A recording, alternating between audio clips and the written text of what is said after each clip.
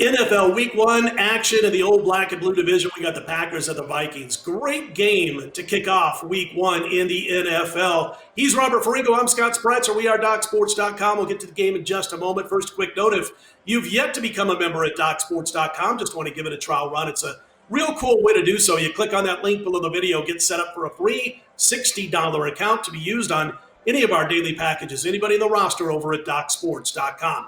All right, let's get to a great Week 1 clash. Vikings laying 3.5 at home to Green Bay. Total, Robert, is 46.5, and I got to say this twice because I want to make sure people know that it is not a faux pas. But 91% of those spread tickets, 91% on the Green Bay Packers, the 3.5-point underdog here. Yeah, it's a red flag, right? You see that. It's not only a red flag when you see that unbalanced action, it's a red flag when you see that type of action and it's not moving the number, okay? That means that the public is on one side, the majority of the tickets may be on one side, but the big money is actually on the other side. You would expect with over 90% of the action coming in on a very public team like the Packers, that number would just bounce down to the 3 and sit on a field goal until Week 1. The fact that it hasn't, again, set it off some red flags. And if you see it move the other way, that's when you know it's time to pound the Vikings. I agree. I tell you what, man, I'm looking at Green Bay. I mean, the obvious controversy at quarterback is what's been center stage in Green Bay, Wisconsin, as we head into the season. They go out, they draft Jordan Love, which was a favorite college quarterback of mine, especially his junior year at Utah State. But going out and picking Jordan Love with your first pick in the draft instead of getting Aaron Rodgers, some talented skill position players around him, was quite odd. Now, flying under the radar for me with Green Bay in the offseason is that they lost some key players, and then the guys that they signed in free agency and brought in, guys like right tackle Rick Wagner, their inside linebacker Chris Kirksey, they don't move the needle for me at all, Robert. I think this is has a potential to be a tough year, relatively speaking, with the Green Bay Packers. I don't like what they did in the offseason, whether it be free agency or the draft. Well, for me, I'm with you that long term, okay? I think Green Bay is a team that way overachieved last year. They beat their Pythagorean win total number by over 3 wins. They were plus 11 in turnovers. They were 6-0 in close games. Their defensive yards per point was one of the best. Those are all numbers that scream statistical regression, okay? But that's a long-term thing. I don't love Green Bay this year or their value.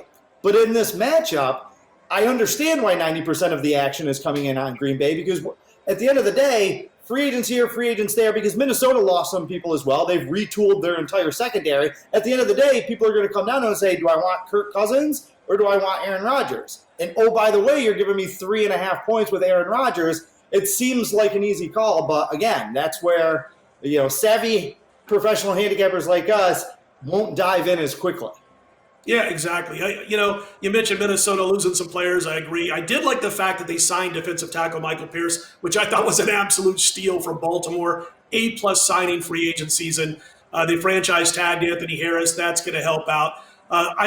It's funny about Kirk Cousins. I'm not sure where to go with him right now for the 2020 season because he did have a nice bust-out year in 2019. He doesn't have all the same coaches around him right now. But what happened is they went out and they re-signed him to a 2-year deal rather than a 1-year deal because the Kyle Shanahan next season, Kirk Cousins on his radar type of rumors started to fly around, hence the 2-year deal to keep him in Minnesota. Listen, he played well last year. He had a career year. You couldn't have asked a lot more for Kirk Cousins, but I get it, like you, why the tickets are on the Packers. Aaron Rodgers, Kirk Cousins, other than one season last year when Cousins played well, that's hands down an advantage for the Green Bay Packers. Well, 2 other things about this game, too. Number one, I thought the biggest move for the Vikings this offseason, they lose their offensive coordinator. Kevin Stepanek is now the head coach of Cleveland.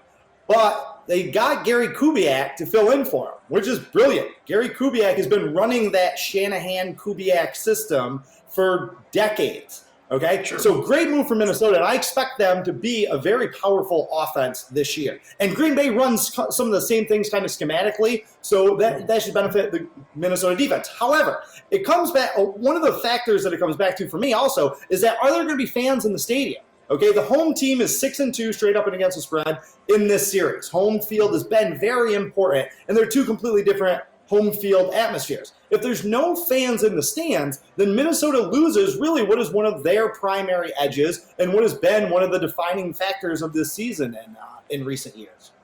I'll tell you what, Mike Zimmer has been a covering maven, if that makes any sense. As we all know, Mike Zimmer, whether it be preseason or regular season, has been a monster for your betting bankroll. We'll see if it continues in Week 1 against Green Bay.